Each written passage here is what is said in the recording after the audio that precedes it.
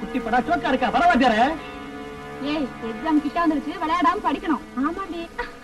ஐயா அதுக்கு என்ன சிரிப்பண்டி கிடக்கு. சீ போடி. டேய் பச்சை வாங்கலாம். டேய் புறோட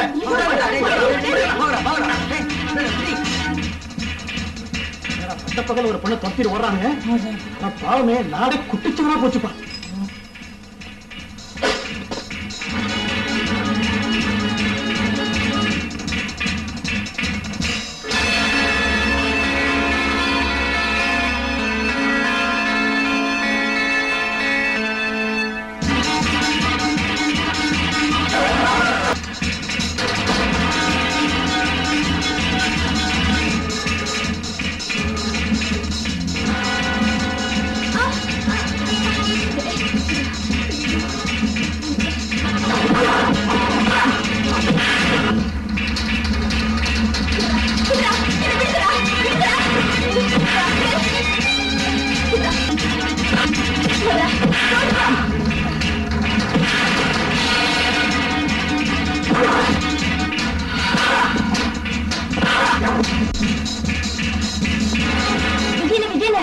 என்னம்மா? உன் தங்கச்சியை 4 மடங்கு துரத்திட்டு போறாங்க.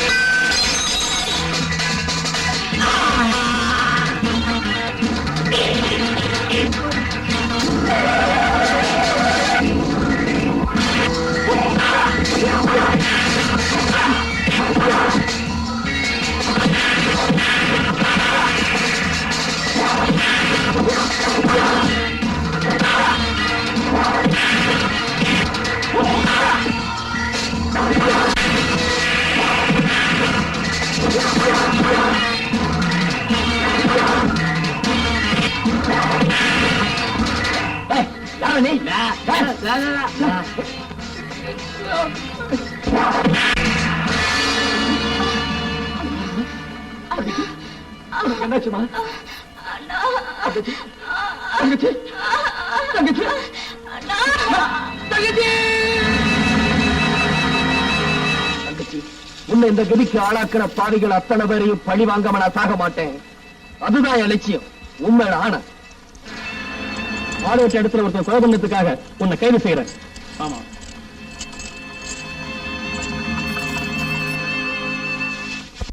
ஏன்ப்பா இங்க வந்ததுல கவலைப்பட்டுட்டே இருக்க? நான் ஜெயிலுக்கு வந்ததுக்காக கவலைப்படல.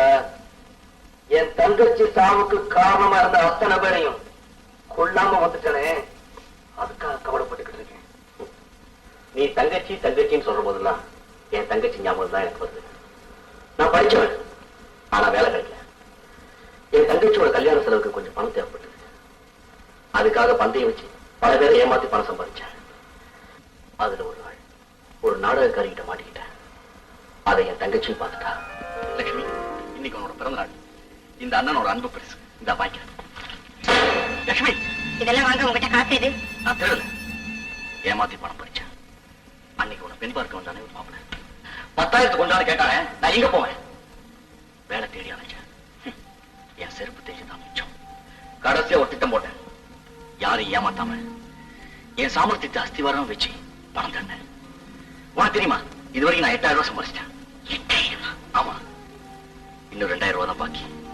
அதுவும் கிடைச்சிட்டா உன் கல்யாணத்தை நான் நடத்திட்டா இப்படி யாரையும் ஏமாத்தவும் மாட்டேன், இப்படி பணம் சம்பாதிக்கவும் மாட்டேன்.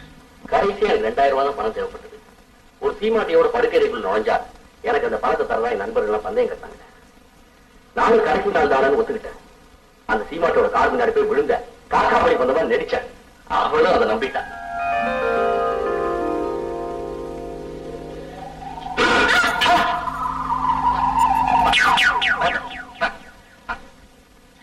எனக்கு காக்கா வழி பண்ணு நீங்க எல்லாம் நம்பிட்டீங்கல்ல, அது போதும், நான் பொழைச்சுக்குவேன். தம்பி என்னப்பா சொல்ற? ஆமாக்கா, எனக்கு சினிமாவில் நடிக்கணும் ரொம்ப ஆசை. உன் மூஞ்சிக்கு நடிப்பே வராமல் என் ஃப்ரெண்ட்ஸ் கிட்ட கொண்டு வாங்க. அதான் ஒரு சின்ன சோதனை. படிச்ச நீங்களே ஏமாத்தீங்களே, அது போதும், நான் வரேன். பாப்பா நெல்லுப்பா.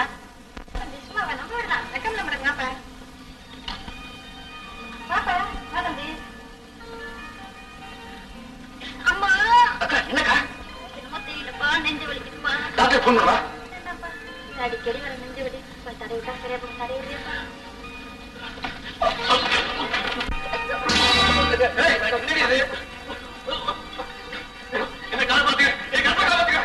வீடா விபச்சாரம் பண்ணிட்டியா? உன்னை பத்தி பல பேர் பல விதமா சொன்னாங்க. ஆனா நான் நம்பல. இப்ப உன்னை நேரைய பார்த்துட்டேன். வானமுள்ள எந்த புருஷனும் உன்னோட வாழ மாட்டாண்டி. அடி கழுத. பெண்டாட்டியை கொண்டு அந்த படுபாவி பழைய ஏமல சுமத்தான். நானும் இங்க வந்துட்டேன். ஆமா, ஒரு தங்கச்சி எங்க இருக்கு? புதுக்குடி வேணும். சொந்த ஊர். அங்க உறவுக்காரன் வீட்டுல இருக்கா. அந்த ஊர் பள்ளிக்கூடத்துல ஆசிரியர் வேலை பார்க்கறதா எனக்கு லெட்டர் எழுதிருக்கா. நீ உன் தங்கச்சியை பார்க்கணும். நான் என் தங்கச்சியை கொண்டவங்களை தேடணும். அதுக்கு வழி இங்கிருந்து தப்பிக்கிறது தான்.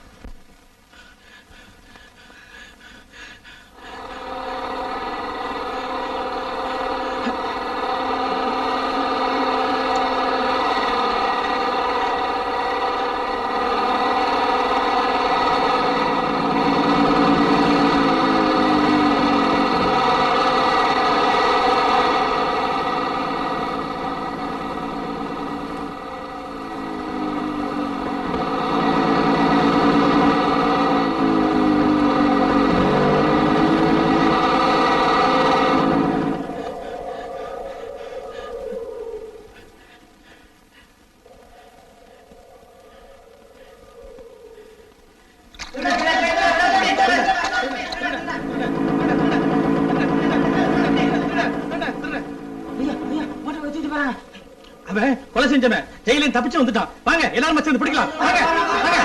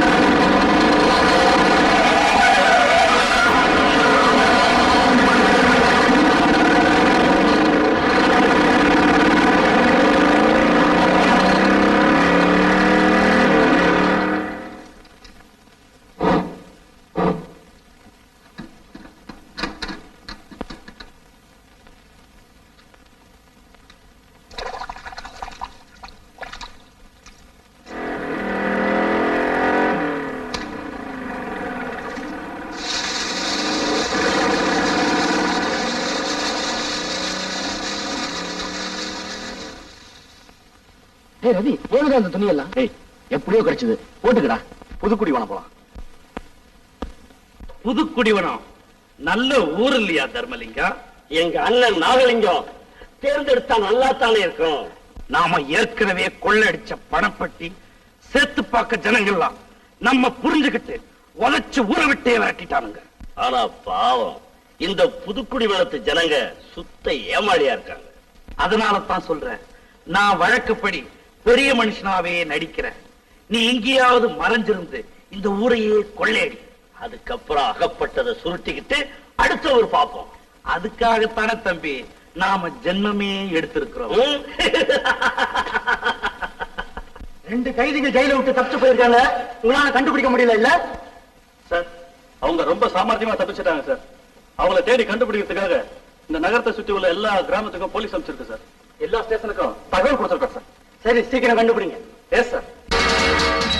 ஐயா, இங்க நாகலிங்கங்கிறது சத்தம் போட்டு அப்படியே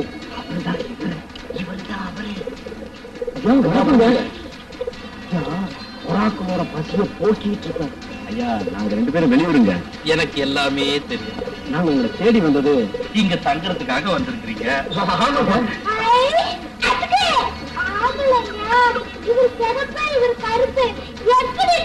இவர் பௌர்ணமியில பிறந்தா, அவர் அமாவாசையில பிறந்தா. ஏய், மாத்தி சொல்லாதடா, எனக்கு எல்லாமே தெரியும். பாப்பா வந்திருக்கிற விருந்தாளிக்கு குடிக்கிட்டு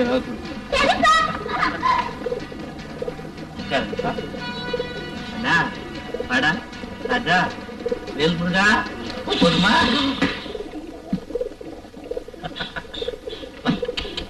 தம்பி, நீங்க எத்தனை நாள் வேணா இங்க தங்கலாம், என்ன வேணா சாப்பிடலாம், எப்ப வேணா வரலாம், எப்ப வேணா போலாம். ஐயா, நீங்க ஒரு தெய்வம்னு சொல்லுவேன். தெய்வத்துக்கு சேர வேண்டிய பெருமையை நான் தட்டி பறிச்சிடக்கூடாது பாரு. அதனாலதான் என் கழுத்திலேயே கட்டி வச்சிருக்கிறேன். சரி சரி, கொடுமா. கொடுமா.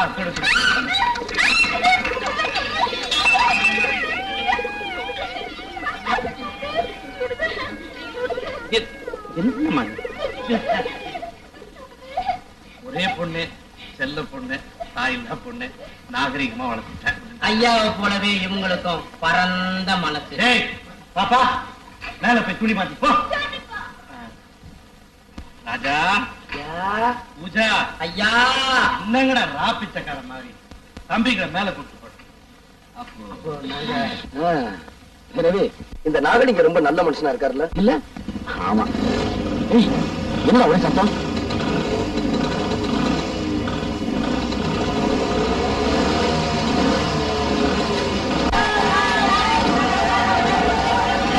மாதிரி மாசம் மாசம் வீசி இருக்கு. நீங்க தப்பிச்சிருங்க, அந்த ஏழைகளை காப்பாற்ற வேண்டாமா? தேவையில்லாத தேசத்துல நாட்டுக்கு தியாகம் பண்ணவெல்லாம் நடு ரோட்ல நின்றுட்டு இருக்கிறான். ஊருக்கு உபகாரம் பண்ணிட்டு உருப்படாம போக சொல்றியா? உங்களுக்கு பயம்னா வழியை விடுங்க, நாங்க போய் நகரத்தை தடுக்கிறோம். உங்க உயிரை காப்பாத்திக்கணும்னா நான் சொல்றது கேளு. தயவு செய்து மேல போ, ப்ளீஸ் போங்கப்பா.